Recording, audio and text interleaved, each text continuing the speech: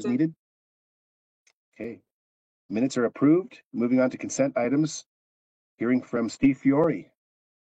Hi, good morning, everyone. So we have two change orders to brief you on this morning. The first one is for the large valve rehabilitation Task 2 project. Just quick little history on the project. This involves the replacement of valves within our distribution system. They last a certain amount of time. We have to go in and replace them. And what we did in this project, we had four different intersections that we had to replace valves in. And we decided from a safety perspective, it would make a lot of sense to actually relocate these valves out of the intersection into locations that were safer for rural water staff to enter. So they're relatively complex projects within our distribution system. So our sad change order story starts with the Harvard and Peoria location. This is one of the four sites. It was scheduled to start in the fall of 2021, and each of the sites had different kind of start dates based on how it would impact the operation of the distribution system to our customers. Right in the fall of 21 is when we started noticing supply chain disruptions really impacting the equipment that we use for a lot of our construction projects. And because of a lot of the important equipment wasn't available at that time, we pushed the project to start in the spring of 22. So we modeled, did our modeling to make sure that the system could handle this type of disruption at that time. Everything looked pretty good. We started working. And then right before we started getting into the pipe, which was around July of 22, because of other system impacts and other projects that were going on within the city, primarily with some of the treatment plants, we determined that, wow, if we were to go ahead and move forward with this project, we would run the risk of potentially impacting thousands of our customers. So we went ahead and delayed the project one more time. And the first opening that we could get back into this area was January of this year. So what the change order really encompasses is the installation of two 24-inch line stops. And what these are valves that we're able to insert into a live pipeline. They're really cool, but they're super, super expensive. And the reason why we had to insert those on either side of our work area, because now that the project got delayed to winter, what normally would happen if we were back in the fall of 21 is we would have run temporary water connections over ground to hundreds of our customers. So while we were working, we could provide them water. We just could not run that risk of doing that in the winter months because we basically are running these connections to people's homes and businesses through hoses and would have froze. So by installing the two line stops, that allowed us to continue to serve people water through their normal connections and allowed us to do the work. So the change order is big, but really quite necessary in order to keep water flowing to our customers, not to have any disruptions. Good news is that we will be done with this project in just a few weeks. So expensive workaround, but I think very successful. Any questions on this one? Any questions from council members? I just want to say, why does he think it's really cool? Because it's really difficult. I mean, to install a valve a large diameter valve into a large pipeline is really tough. And there's only really one company that does this. That's why they're so expensive. But we've incorporated these into other projects in our system only when we have to, really because of the cost.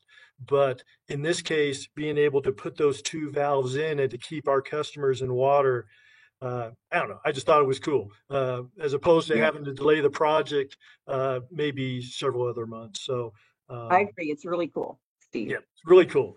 The second change order is a small one for the Wild Horse shade structure. A really nice big wood structure that's built up there by the new reservoirs. Hopefully you all will have a chance to see this in a future water tour up there.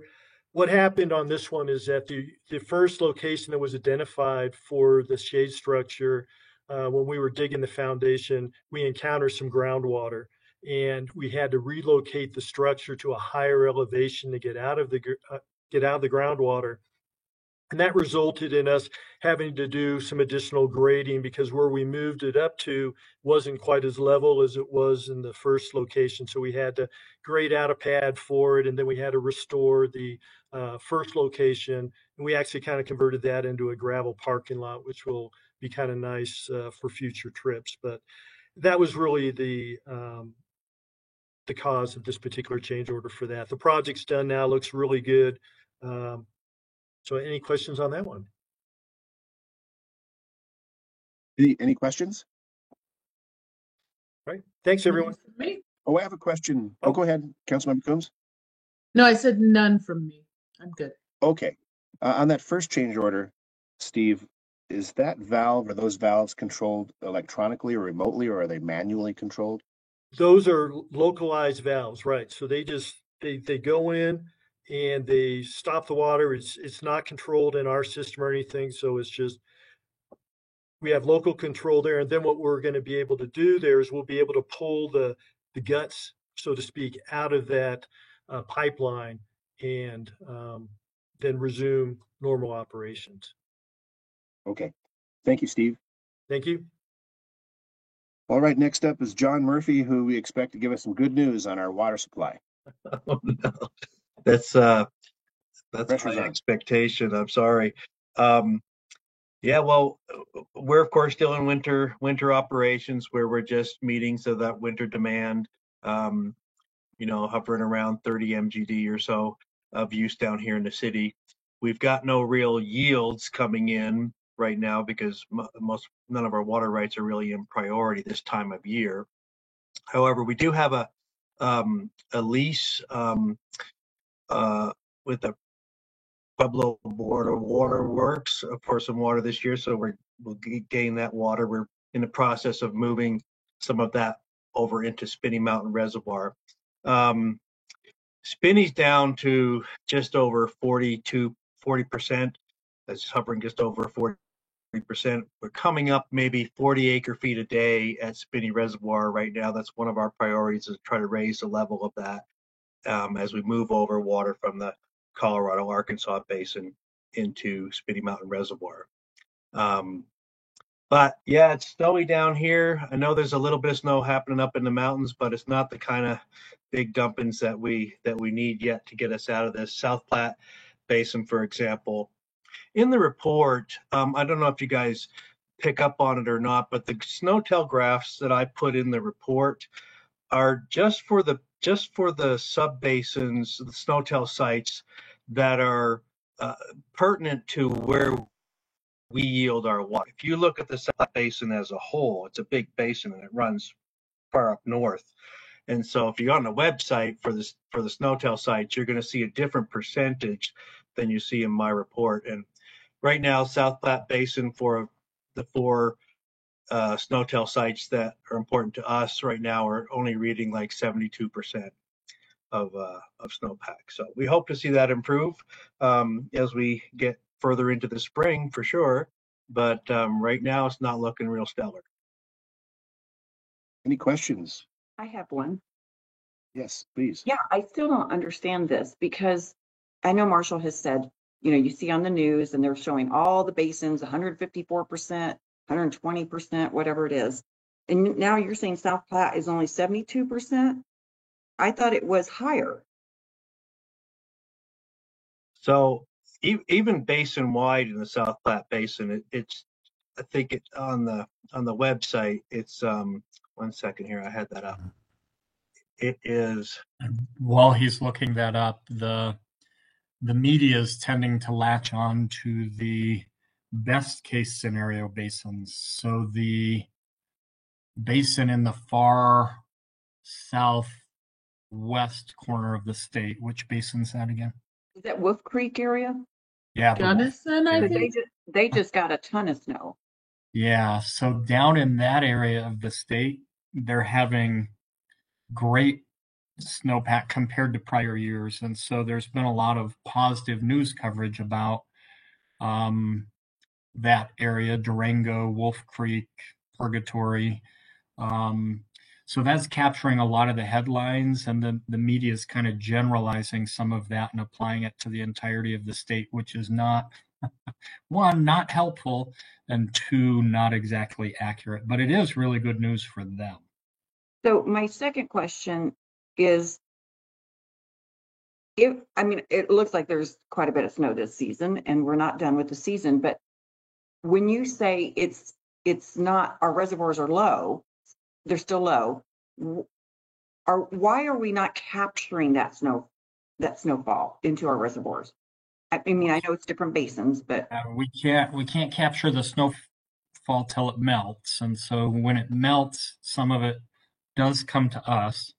But as the snow melt is occurring, the other challenges we're seeing right now, and I talked about this a little bit, we're seeing that the runoff associated with the snowpack isn't necessarily as favorable as it was historically. So we know a few things, a few of the factors that affect that for sure. Some of the prior years, and I think I'll go out on a little bit of a limb and say I think this year the soil moisture content won't be quite as big of a negative impact as prior years. But in a lot of prior years, soil moisture has been terrible, and so it soaks up a lot of the runoff. That should be a little better this year based on the way the snow came, and some of the moisture content is in a better condition this year than it has been before. But the other things that are affecting it is transpiration. So with the even couple of degrees warmer that the snow sheds or the watersheds are seeing, the plants want to suck up a lot more of that moisture than they historically have had to, also because they're dealing with higher temperatures, higher transpiration rates. We also see the dust on snow conditions, and that one's a little harder to predict. But what we do know is when dust gets on the snow in the different layers between the snow events, it causes the sublimation of the moisture. So the snow literally evaporates without turning to water. Snow evaporates, or ice evaporates, directly into the atmosphere with some of the warming conditions, and that's compounded by the dust on the snow. So there's a lot of things that are causing the snowpack to not result in the equivalent runoff that it has in the past either. So 2019, I think I may have mentioned somewhere recently, 2019, for example, we had basically what everybody was saying was 100% snowpack year, or somewhere close to that. But the runoff into the Colorado River system was crazy low. I want to say it was down somewhere around the 20% level of runoff, even though the snowpack was up in the 100%. So there's a lot of factors that are affecting how much benefit we get from the snowpack in the runoff. Now, some of those we're hoping, or I'm hoping, I should say, that some of the soil moisture that's a little better this year, et cetera, will be a better runoff year than some of the prior years, but we don't know for sure until the snow starts melting. Yeah, and there's nothing really to do. I mean, well, watch it. We participate in the cloud seeding program, so we try to generate more localized snow in our watersheds specifically. So we think that is helpful. We do stream restoration projects, for example. So we get out there to try to do things that are helpful that can positively impact some of the runoff. We're looking at, there are invasive species that are out there that we try to get out of some of the watersheds. That's maybe a little more in the Colorado River watershed specifically, but we, for example, planted salt cedar in waterways, so streams and river corridors in the past, thinking it was a great idea from a preventing erosion perspective. So we introduced these tamarisk or salt cedar species, and they're very invasive, so they go crazy. They do inhibit erosion, but they suck up a ton of water and they clog the waterways also. So now we spent all this money decades ago planting these things, and now we're spending a bunch of money trying to get rid of them. So we've introduced specific beetles that go in and eat those plants. And God, well, then there's going to be an effect with the beetles, probably. and there was a lot of discussion with the beetles of, is this really a good idea? Are we going to create another problem and they're going to eat everything? So a lot of testing in lab environments with these beetles, and supposedly now natural systems are challenging, but right now the beetles only eat the tamarisk or salt cedar and then they die. They don't eat the trees? Well, they eat the salt cedar trees. They eat those trees, but they don't eat anything else, which is kind of interesting. Now, and then they die off supposedly in the winter, and they have not adapted to eat other plant sources of food. So they haven't been eating other trees, but it makes you wonder. So we have to be very careful with these things. But yeah, so there are a lot of activities that are going on out there in the watersheds. We do forest thinning projects to promote healthy forests, but that also promotes healthy runoff. So, but in spite of all those efforts, we're still seeing reduced runoff. Yeah. Sarah Sundberg? Yes, go ahead, please, Coombs. All right, thank you. So Marshall, or anyone who would want to answer, I guess. So there's the just kind of hydrology issues in terms of reduced runoff. But then even as we're seeing some increases of snow, how are the water rights of other users in comparison to ours impacting how much benefit we may see, even if we have, better snowpack than we might in some years? Yeah, so I'm going to provide a little bit of information, then I'm going to kick it back over to John Murphy to provide more detail. The one thing I wanted to qualify a little bit is that when people are advertising 110% of snowpack, it's 110% of the average of the last few years. So if you have a whole bunch of really bad years, and then you have what's advertised as a good year, it's not really a good year compared to maybe a historical good year. It's just a good year compared to historically recent bad years. So that's one thing to keep in mind. But John, do you want to get into the priorities of water rights and explain how some of that affects it? Sure, absolutely. And I'd also add, if they advertise a statewide snowpack, as Marshall pointed out, the big snows that we're seeing down in the southwest corner obviously raise that statewide number, but it doesn't really help us at a specific local location. And so, for example, our ranch rights that yield most of our water in South Park, in the above Speedy Mountain Reservoir and in the Tarryall Basin, there are a few snowtail sites that are particular to that area. And those are the ones that I was saying earlier are, around 72% or so. So we're seeing a little less snow there than even in the northern part of the South Platte Basin. Now, good snow in the northern part of the South Platte Basin isn't a bad thing, because that water will come down Clear Creek and Cache la Poudre and those other northern tributaries that don't obviously benefit our water rights, but they could potentially help with the water rights on the lower South Platte, which tend to be those senior water rights.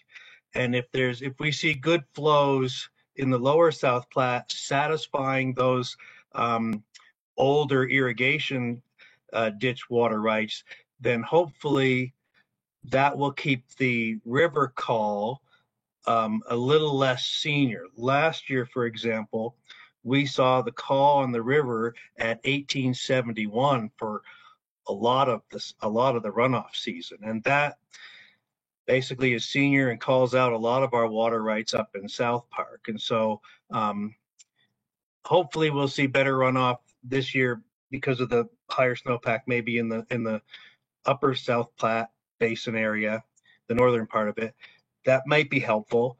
But when those senior calls come on, there's not really anything we can do about the water. We have to let it pass through Spinney and Strontia and all that kind of stuff. So those are more senior rights. They were here earlier. Those ditches were established. Like, let's look at the dates, 1871. That's a long time ago. And just for reference sake, if you're watching this stuff and you're paying attention to it, a lot of our water rights up in South Park, a good benchmark cutoff date as far as a river call goes, if we're at 1875 or later, then a lot of our water rights are in priority.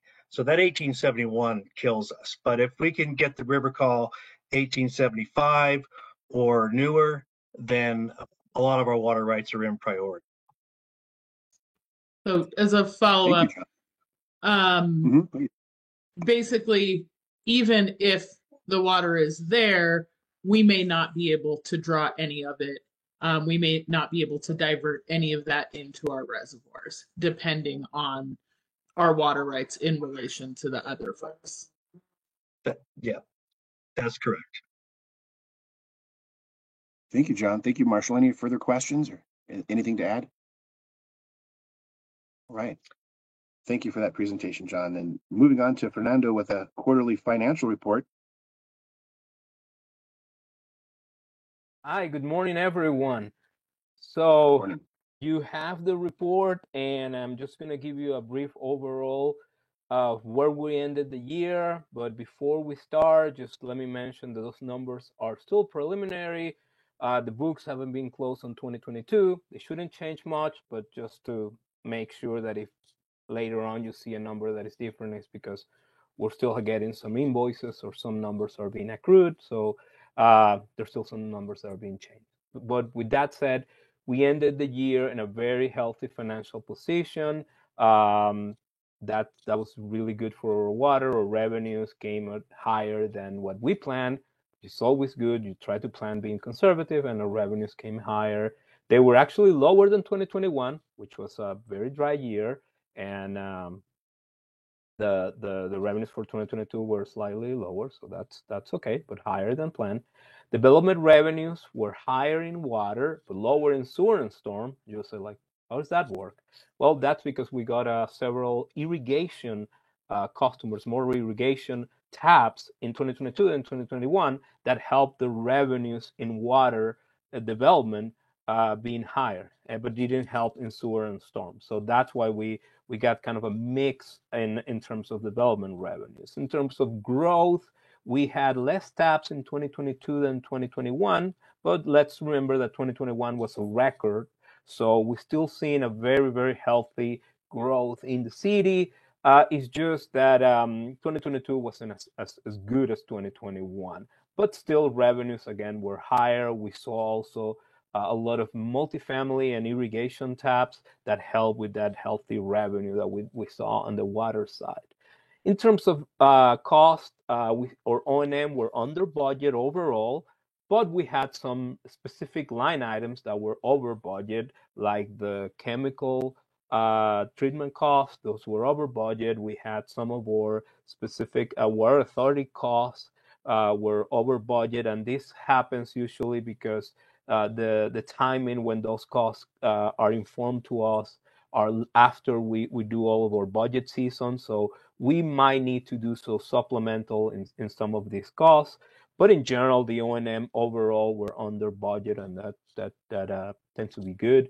Capital expenditure increased in 2022 compared to 2021. Some of these supply chain issues have been slowly resolved, not 100%, but some of the capital costs have been improving in terms of expenditures. We spent about $50 million in water rights, which is something that you always want when you get the opportunistic water right and acquisition. So we spent about $50 million. The SEAM project was one of the biggest expenditures that we had last year. It's one of those projects that's been happening and is kind of on plan, and we expect to be finished this year. And again, we're seeing in terms of capital projects some inflations, but we are working with our engineers to make sure we account for this and that we can get those projects accounted for and planned, and that they can happen and included and planned for in all of our plans. So any questions in terms of the memorandum and the report that you have there, let me know. I'm here to answer those questions. Great. Any questions from council members? Real quick question. How do we stand this year with reserves than we did the previous year, for example? The reserve, we're all meeting all of our policy reserve. We're still good, and we're over all of those reserve. We have very healthy reserve, and so we're good. We're ready to actually spend some of it. Fantastic. Thank you, Fernando. Now I have an unusual request for everyone on the call right now. If you're listening, please turn your microphones on, unmute yourself if you could. Everybody ready? Unmute yourself because it was Fernando's birthday yesterday. Here we go. Me. Happy birthday to you. Happy birthday to you. Happy birthday, dear Fernando. Happy birthday to you. Thank you very much, everyone. That was great. It wasn't totally in sync, but we'll work on that. Oh, that was amazing. Thank you very much. What we lack in talent, we more than make up for in spirit. That is correct. That is correct. All right, moving on to number 3, a topic that we visited last month at Binney that caught the attention of Congressman Crow, as well as the Deputy of the Interior from the federal government in cooperation with some grants. It's the technology of radio wells and a presentation by Justin. Please take it away, Justin.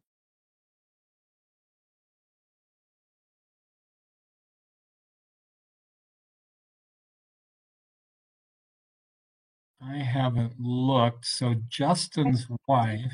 Yeah, I was gonna say I did see Justin on here earlier, but Okay. yeah, as Marcel, He's trying to get on. Okay, he's trying. I see him. there he Okay, is. good. Well, just so that everyone knows, anyway, he's 2 days past his due date. So, Yeah. His wife is expecting any minute. So we think he's trying to get on. He may be rushing to the hospital. We're not 100%. Oh, wow. No, we see his face there. He's here. Justin, if you're not seeing your microphone, click on the arrow next to the mute button and pick the correct mic. WebEx has its own mind on which mic it picks. Not sure how to work WebEx. okay, and while he's Can you hear me now? I'm sure that you Yes. guys have met Justin yet. So Justin Montez is one of our engineers on our project delivery team. Maybe some of you met him out at Binney, but doing excellent work for us on a bunch of projects, including this well project. So, Justin, you're all plugged in? I think so. Can you hear me now?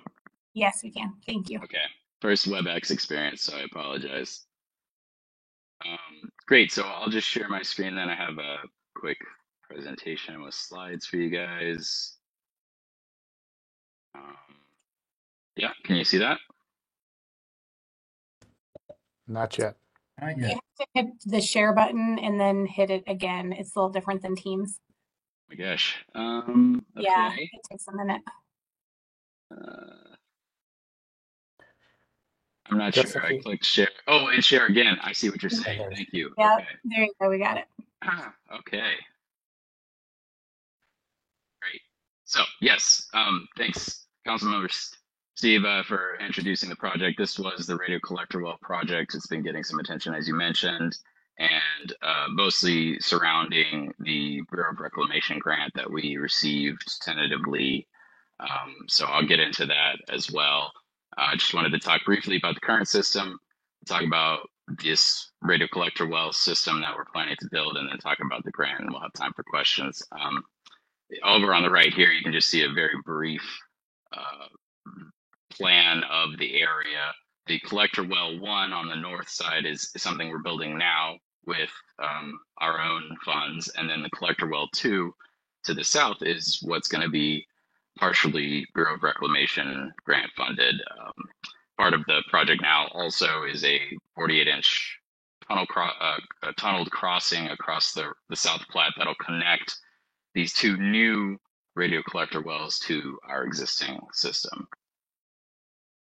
So the current Prairie Water system has a capacity around 10 MGD with water rights that are able to be used to extinction. Essentially, that is just water that has been processed at South Metro Reclamation, or not South Metro, but Metro Reclamation, and put back into the South Platte. And we re-uptake that water, the same water right, back at the North Campus on the right. You can see that's all the way to the top of the map, and pump it down through like 32-ish miles of pipeline to the Benny treatment plant, where we are able to reuse that water. This is expandable to 45 MGD, so we've only scratched the surface of what the program could look like, and overall, this improves our drought resiliency just because it has less reliance on the mountain supplies, which, as we were talking about earlier, have been impacted by all sorts of things year to year, as well as this year specifically. On the purification standpoint, this is reliant heavily on riverbank filtration, which filters out dissolved solids and other trace organics that get processed through the alluvium of the river. So kind of in that tiny picture on the top, you can see how the well is offset from the river, and that allows for approximately 10 days of travel time, though that does fluctuate well to well. Some of that water is then put back into the aquifer recharge and recovery. That gets another chance to be filtered down.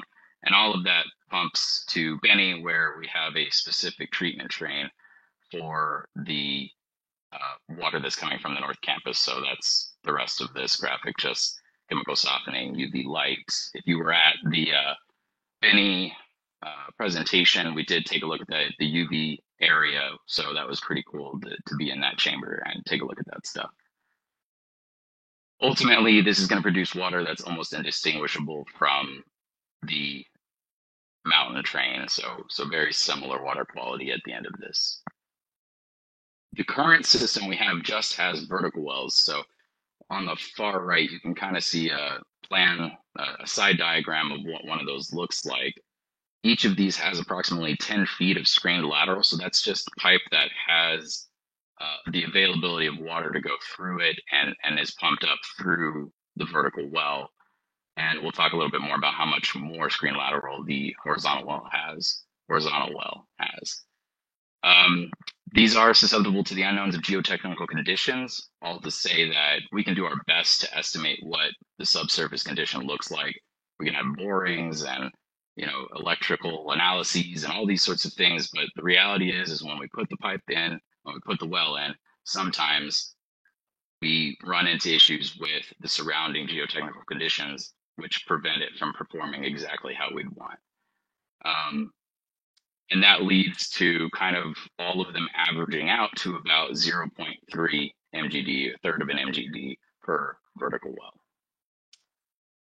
So the radio collector well, on the other hand, should produce around 3 to 3.5 MGD, so around 10 times the amount of a single vertical well. These have been studied. We talked about them in master plans. We also did a horizontal well analysis in which we analyzed different types of horizontal wells and landed on specifically the radio collector well.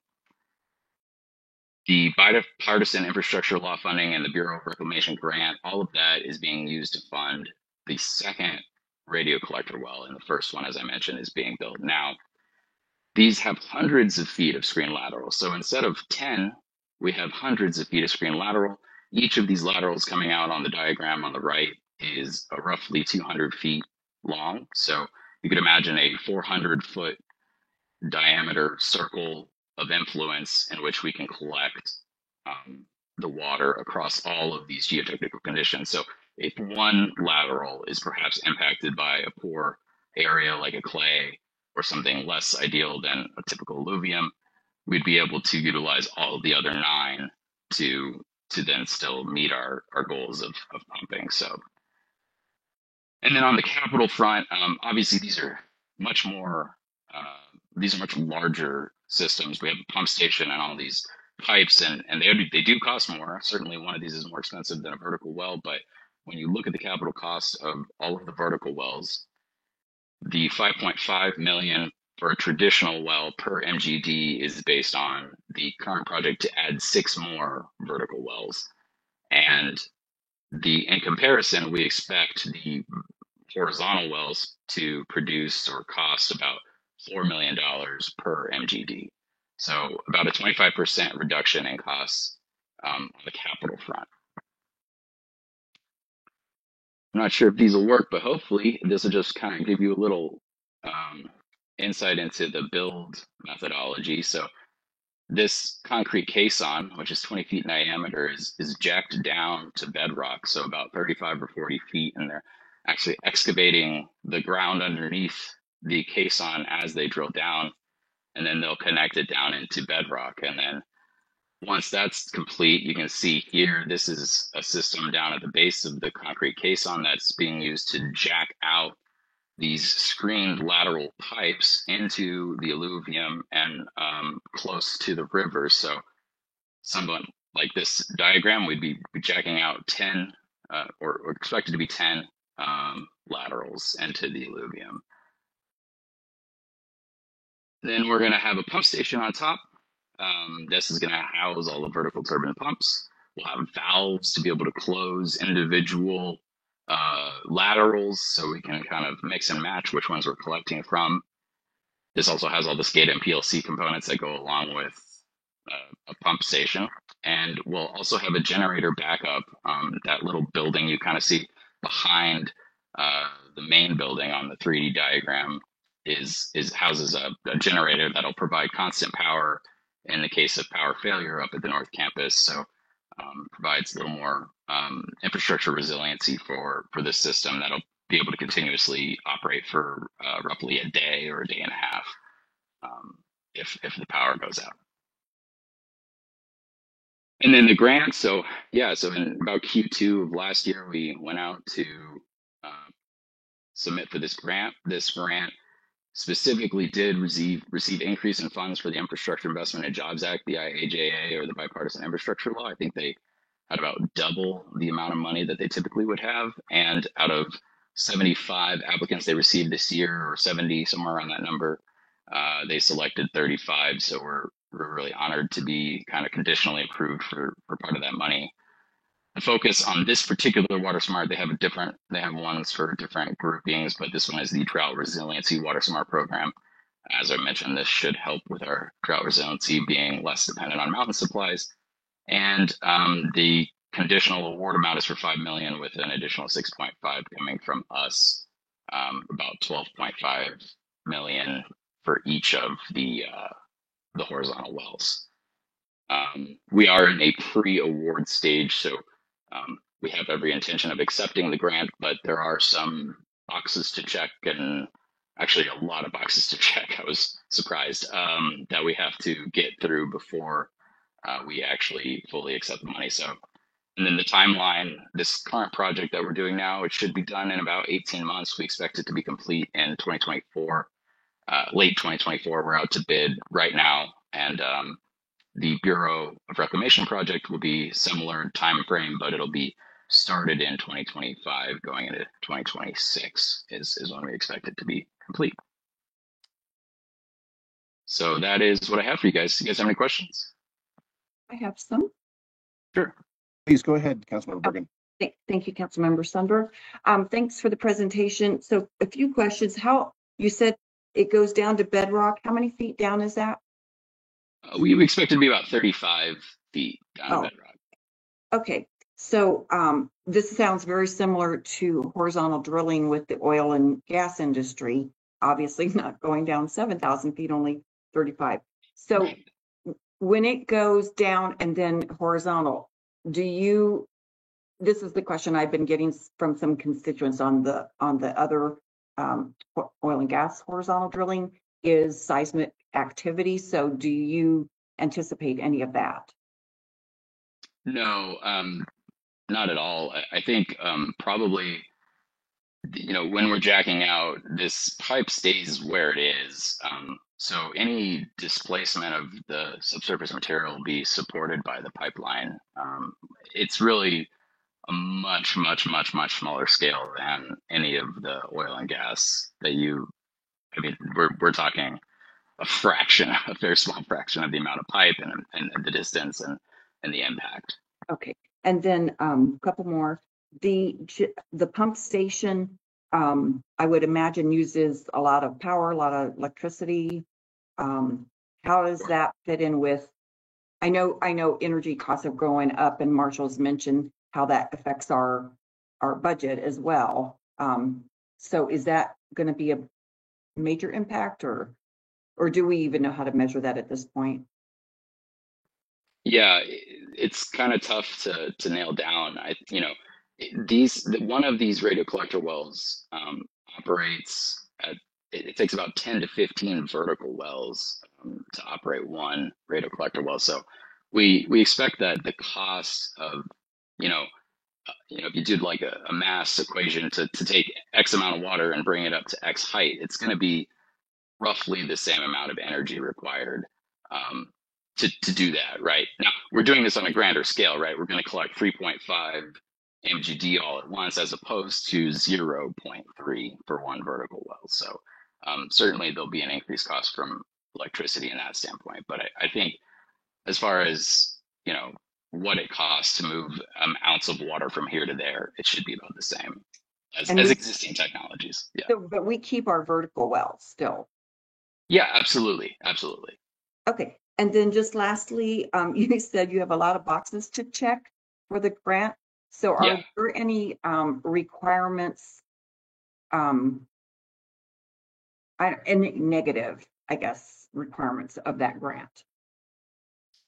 Like negative. I mean, there are, so it's federal money and there are a lot of requirements that do come along with that. I don't know. I wouldn't call them negative. I mean, so right now, one of the things we're doing is kind of evaluating existing environmental assessment that we've done. We're part of the SPRAP program and a lot of other things that shouldn't, it essentially means we shouldn't have to do like a full environmental study, right? So, requirement, yes. A negative, I don't see it that way. There's a couple other things. And I mean, a lot of them are, you need to make sure you're in this system and you've got the grant applied here and you've got your thing uploaded here and like those kinds of boxes that are really boring. So no like strings attached that will give you money, but then we get to use the water differently. No, something right like that. Sorry, Justin, if I may. Well, a couple of the smaller impacts and the considerations that we take into account when we're applying for the grants. Davis-Bacon wages are required for the entire project. So there might be a small financial impact on that. However, the size of the grant offsets that requirement. The other thing that they typically require is Build America, Buy America. And so that would mean that we'd have to use specific manufacturers for certain pieces of equipment. In this case, we would probably ask for an exemption for the steel we would buy in the United States. The pumps, we do have a specific manufacturer that our operations staff do prefer to use. And so we would potentially ask for an exemption for those pumps in order to be able to standardize in that space. We may be required to buy pumps if there are some that are produced in the United States that will work. So just a couple of. They typically are reasonable when you ask for an exemption. We're not sure, but we have heard they have been accepted on projects in the past. I think it depends on probably a lot of factors at the time of the ask and exactly the reason for that.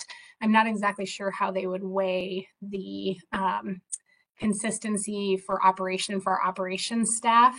And it also probably depends on the cost of the specific items that we're talking about, which are not drastically, I mean, they're a big part of the cost, but not really the overall. So so when we get to the pumps and the electronics, we'll certainly be talking about that. And the other piece is when they would potentially be available, right? In terms of if they can be delivered in time for the project. So I would like to hope that they will be, and we can just all put energy in that space, and that would be great. And we'll see what happens, but hopefully that's the case.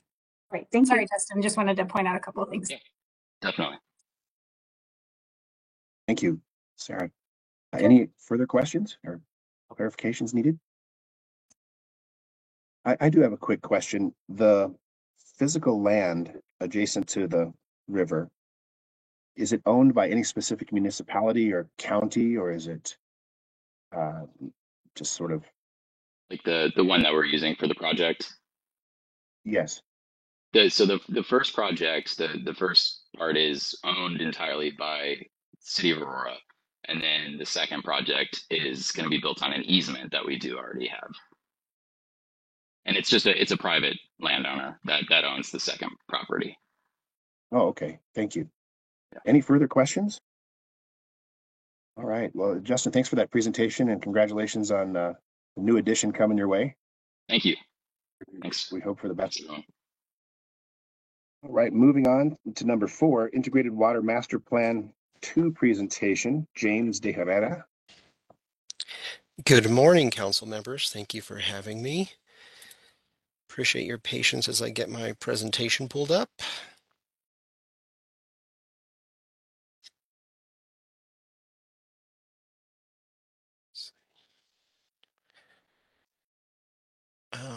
Can you all see my presentation? We can. Perfect. Thanks for that confirmation. So good morning. A little quick introduction of myself. My name is James De Herrera, and I'm a project engineer in our Planning and Engineering Services division, the Aurora Water. And I'm excited to be here today to share some information on Integrated Water Master Planning, and specifically our current IWMP2 project. So before we get started, I wanted to quickly run through today's agenda just so you have an idea of what's coming your way. I'm going to begin with kind of a higher level overview of this concept of scenario-based planning. And then I'll move into what are the components of an integrated water master plan before we kind of transition to my current project, the IWMP2. We'll focus a little bit of time on hydrology demand pairings that were evaluated as part of that project. Touch on our storage evaluation, and then kind of round up the presentation with the project status, including our current tasks and future tasks as we move towards completion. And then, of course, want to have some time for questions at the end. So scenario-based planning.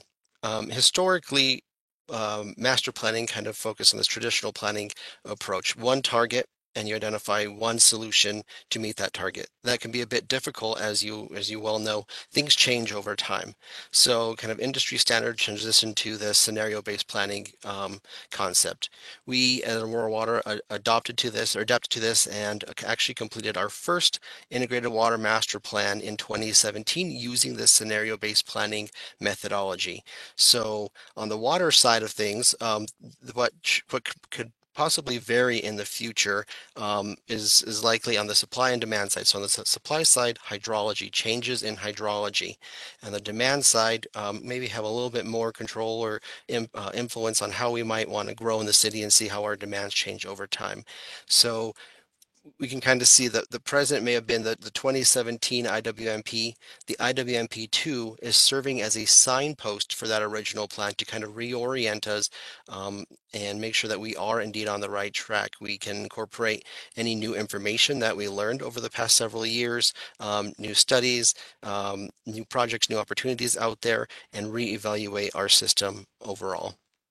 So I have a bit more information on hydrology demands in a couple of slides, but first I wanted to touch base on what are those components of an integrated water master plan that we evaluate. So the key term here is the integrated word. So we evaluate multiple disciplines simultaneously. So our water resources discipline, after we evaluate the water, we need some way to get it into the city. So that's our source supply discipline. Once it's in the city, it needs treated, so our treatment discipline. And then once it's treated, we need to deliver that to our customers, so our transmission and distribution. So it's kind of essentially like four-ish mini master plans all wrapped into one because they're so interconnected. So early on in this process, we evaluate hydrology, scenarios and demand scenarios, and then pair those to evaluate those futures, those possible futures that we want to identify system needs or deficiencies, and then projects to meet those needs. So we take those hydrology demands and we perform that system analysis on all of those disciplines. Incorporate a risk evaluation and really just find out where are we lacking and what is needed to get us to meet our level of service goals. So we come up with a capital improvement project list. But then one of the main deliverables out of an integrated water master plan is a prioritized 20-year capital improvement plan. So that is the direction that we are heading towards. We're making some good progress. I'll kind of wrap up today's presentation with our current status on our IWMP2. So looking into our current project, I want to highlight the hydrology demand pairings that were evaluated or identified and evaluated as part of this project. We ended up evaluating or coming to 4 different hydrologic scenarios, one being historical, one that results in a 13% reduction in hydrology, 25% reduction, and 38% reduction. One thing that I do want to highlight here with these hydrology scenarios that were developed is we built upon existing climate change modeling, which also helps to ensure that we have some consistency between our various studies and planning efforts. But these really are tailored to the specific basins that we at Aurora Water get our water from. So the South Platte, the Colorado, and the Arkansas River basins. So these are the kind of the supply side, the hydrologic scenarios. On the demand side, we developed a low, medium, and high demand scenario.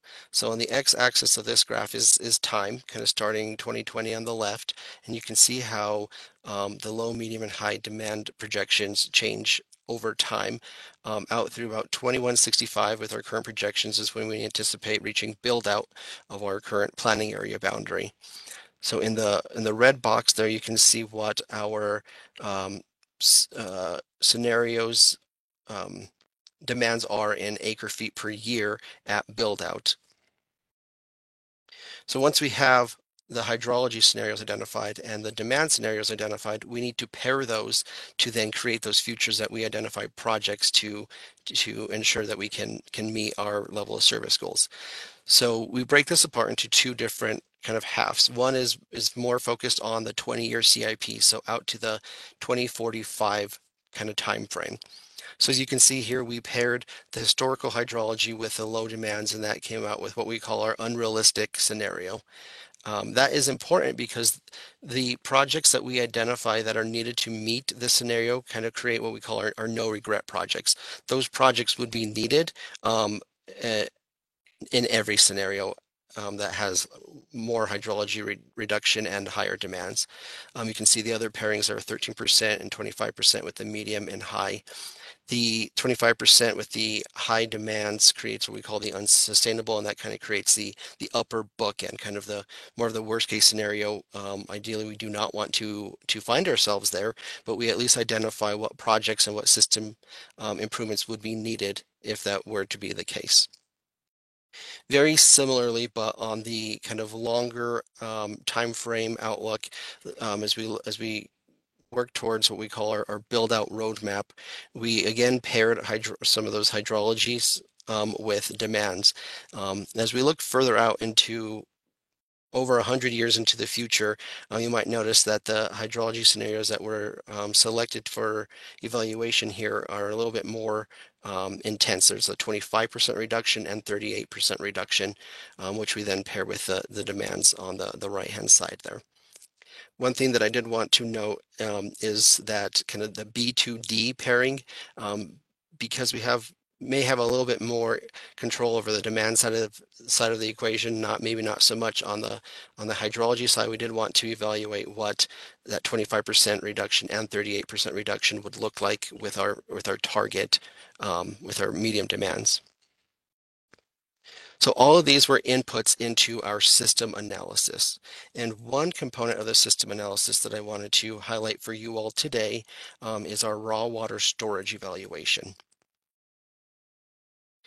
But in order to begin this evaluation, we first wanted to identify what purposes does storage serve in our utility. Excuse me. So on the left here, we have different purposes that were identified. The first one being year-over-year storage.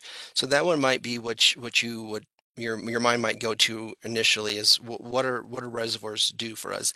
They allow us to store wet year water for use in later years or in drought periods. The next purpose that was identified is storage can provide a supply during unplanned outages. So if there's ever an issue or an unplanned outage in our Rampart system or our Prairie Water system, we need to have kind of a bucket, some storage to meet our needs during those times. The third purpose for storage being seasonal shortfall supplies. So in the peak time of summer when everyone's irrigating really hot and dry out, currently our Rampart pipelines and our Prairie Water system cannot send enough water into the city to meet those peaks. So we need to have some ability to meet those peaks with storage. So as an example, Aurora Reservoir kind of serves as that buffer for us presently. So that's another purpose for storage. The fourth one is daily pipe flow and versus water purification facility imbalances. Did want to note the asterisk here. So these types of issues are typically managed within the volumes that are provided for and the other purposes that are listed above. So it's kind of considered more of a minor purpose for storage, not really one of the four major ones. The fourth major purpose for storage is helping us with total dissolved solids or TDS management.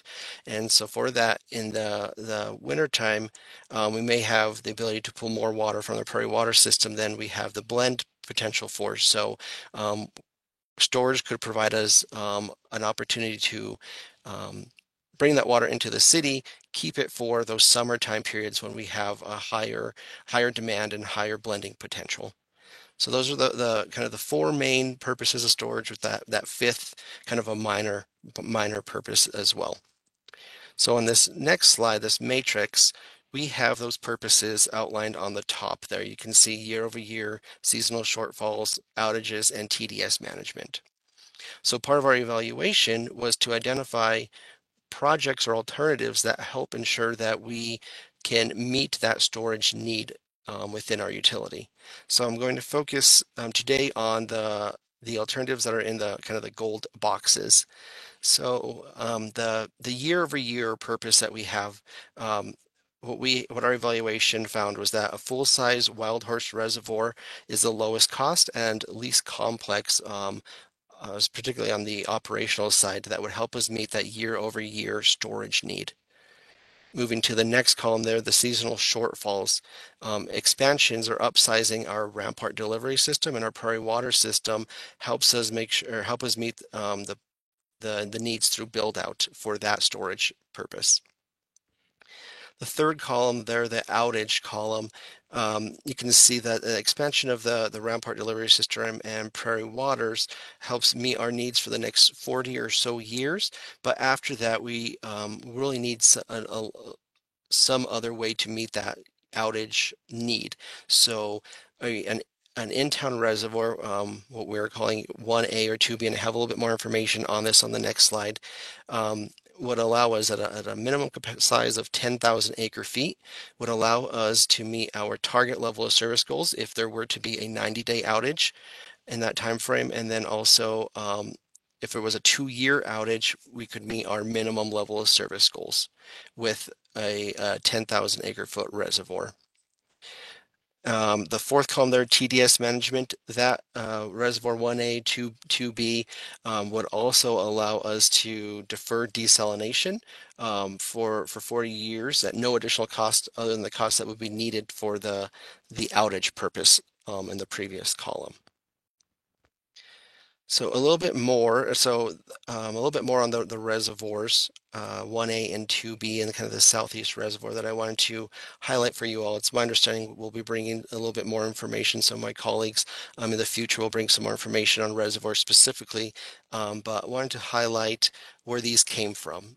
So a study was completed by Deere and Alt in 2007 that identified potential in-town reservoir locations. And our IWMP2 project reviewed these locations and then recommended further evaluation be completed on sites 1A and 2B. The evaluation considerations that the IWMP2 used was what development has occurred since 2007? Are some of these sites no longer viable because a development exists underneath them? I think that might be the case for site 1B listed here as an example. Cost, of course, it was considered. Some of these, they all require some piping and pumping. Some of them are further than others. So which ones make sense from a cost perspective? And then also, of course, conditional decrees were considered in identifying which projects we wanted to recommend for further evaluation. So at the conclusion of our evaluation, our initial evaluation, we're recommending further evaluations occur looking at sites 1A and 2B, and I believe that more detailed information will be forthcoming to you all. So that's just one component of the system analysis that I wanted to highlight for you. This graphic here shows that in the early or the early part of last year, 2022, is really when we spent that time identifying the hydrology scenarios and demand scenarios, and then kicking off our system analysis. That kind of happened through the bulk of last year. So those are where we update our existing tools, develop new tools, new models, have a lot of workshops with staff, our subject matter experts, and really help identify risks. What are our system deficiencies? What are the projects that would help us meet those deficiencies? And we ultimately came up with a list of projects that we believe would help to meet those system needs. So that is where we currently are today. We have that list of projects identified, but we then need to have a way to prioritize those projects. So how do we do that? And the way that we do that is to provide a benefit score for each one of those projects. So we have categories that we had this exercise sitting with our project stakeholders. Actually, it's a relatively large team, about 50 or so stakeholders. Evaluate all the projects, all the benefits, score them, provide comments, adjustments, their thoughts on them, and do we forget or overlook anything? So we're currently taking all that feedback in today, and we're working to come to agreement on a single benefit score for each project. And after we get those kind of ironed out, the projects, their benefit score, and kind of minimum and target start dates are a major or a key input into what we call our prioritization tool. Another really important input into that prioritization tool is our planned cash flow. So we work very closely with our financial group, Fernando and his team, Gail, to get what we anticipate, what we currently have planned for capital expenditures. And this prioritization tool takes those inputs and helps us identify an order for projects to occur that ensures that we at least meet our minimum level of service needs. And we're somewhere between our minimum and our target level of service goals. But we have projects planned in such a fashion that it makes sense for us and we can afford to do so.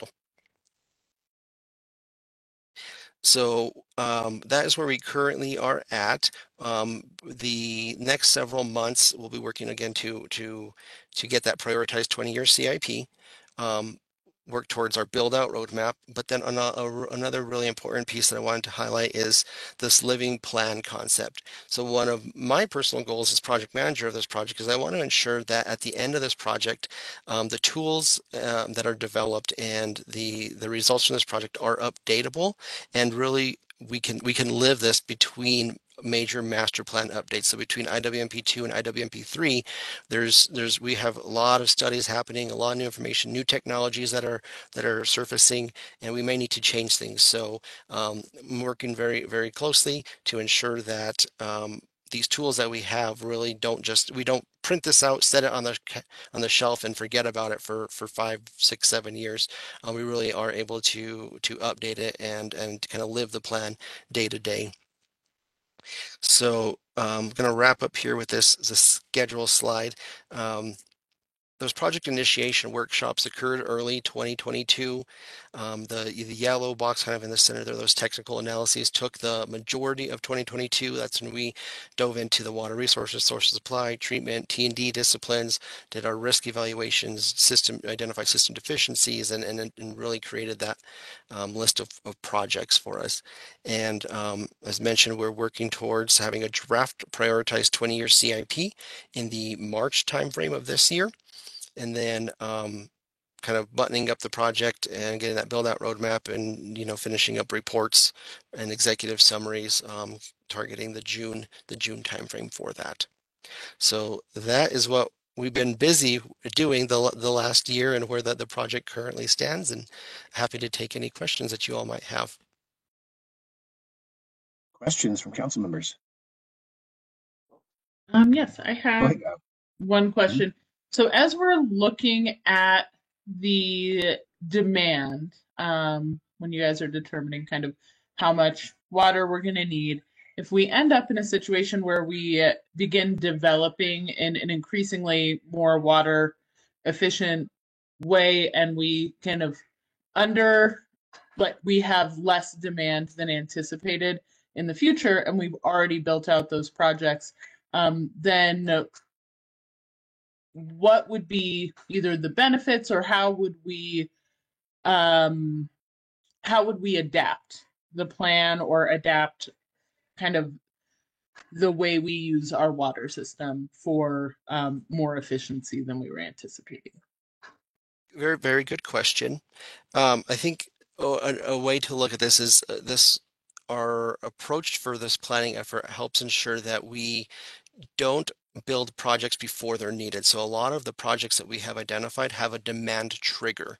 So we would not implement those or start spending money on those projects until we hit that trigger. So we don't want to get ourselves in a spot where we're this helps prevent us from getting a spot where we would build something and then the demands aren't there. So we make sure that we're at least at that initial threshold first, and then assuming development continues in some fashion, even though it might be a little bit later, the infrastructure that we have built and have expended upon would still be useful. I have a question. Councilmember Bergen, please go ahead. Thank you. Thank you for the presentation. Really, it really points out, how much goes into this planning for the future, and that you do have to, really be flexible. So I guess I know the reservoirs are still being evaluated in terms of which reservoirs would be probably most cost effective with the highest yield of acre feet of water, but then also with the least amount of constraints, so it doesn't take 30 years to build it, type of thing. So are you doing that, or is someone else? Is that part of your analysis? So my analysis identified the need and made that recommendation. So we're furthering that.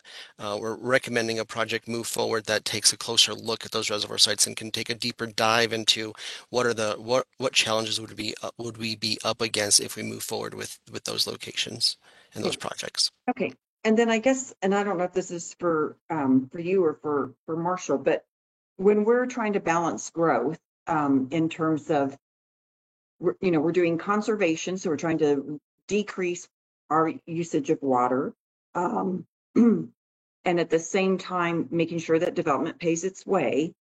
But at some point, if you don't have growth, then you reduce your revenues.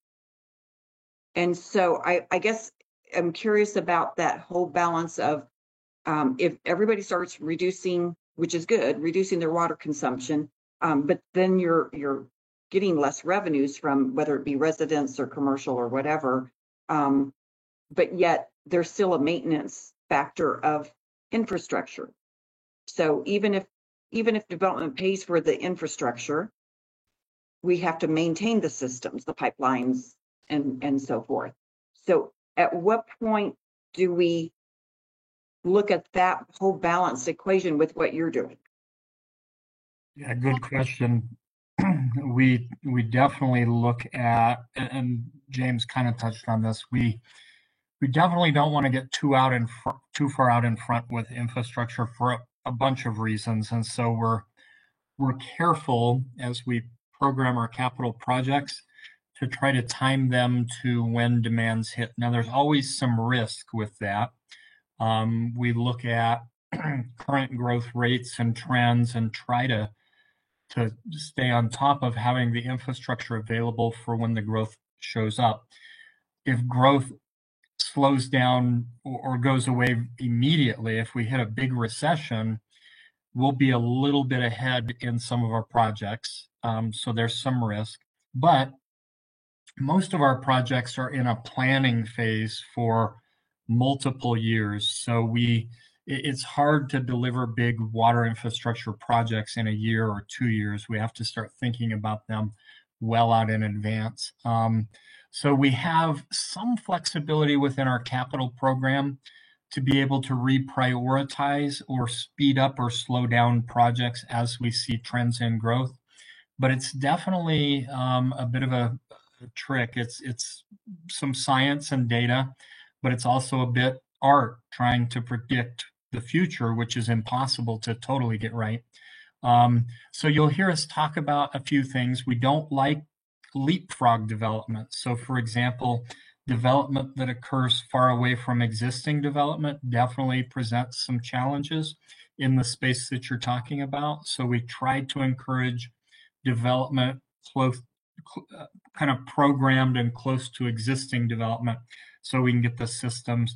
As we build systems out, we do build things like treatment plants to be expandable, right? So Prairie Waters, Benny, we have phased expansions that we can, again, not immediately start and stop, but we can turn them on and off depending upon how we see growth occur.